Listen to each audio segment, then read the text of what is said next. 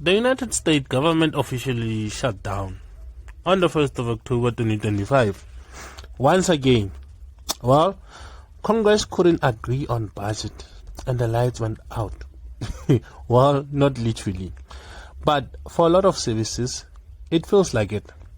Today, we are breaking down why this shutdown happened, how it affects everyday American, and why the rest of the world is also side-eyeing Washington. How does this affect US citizens? Hundreds of thousands of federal employees are furloughed. That means they're basically on unpaid vacation nobody asked for. Essential workers like TSA agents or TSA agents and air traffic controls are still working, but without paychecks. Imagine making sure planes don't collide for free. That's a dedication. Or maybe just bad management. Public services also take a hit. National parks close down, so if you're planning on hiking, Yosemite. Congrats, you just saved yourself from a bear encounter. Passport offices slow down, meaning if you wanted to escape the chaos and travel abroad, good luck. And healthcare, with subsidies and Medicaid at the heart of this fight, families are stuck wondering if their medical bills are about to go from manageable to sell a kidney on eBay. How does this affect global trade and partners? Here's the thing. Shutdown don't just hurt Americans. The world feels it too. Customs and ports slow down. Imports and export pile up. Global trade take a hit. It's like American sneezes and everyone else catches a cold. China, Canada, and Mexico. America's top trade partners see shipment delays.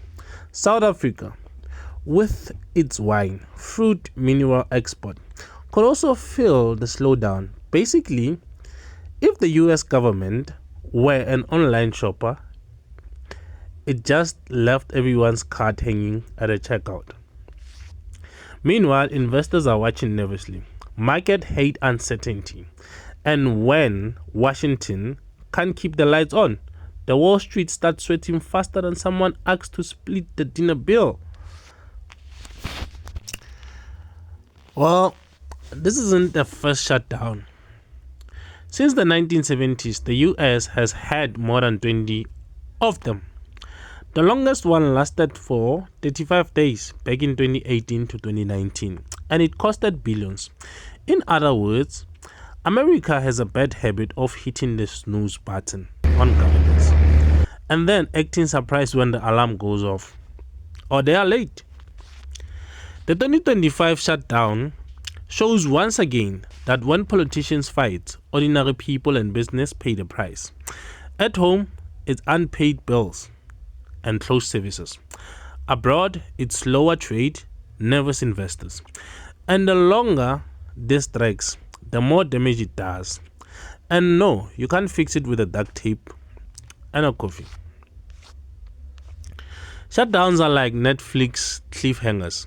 Nobody knows how long they last, but you keep watching because the drama is just too real. The question now is, will Congress find a deal quickly?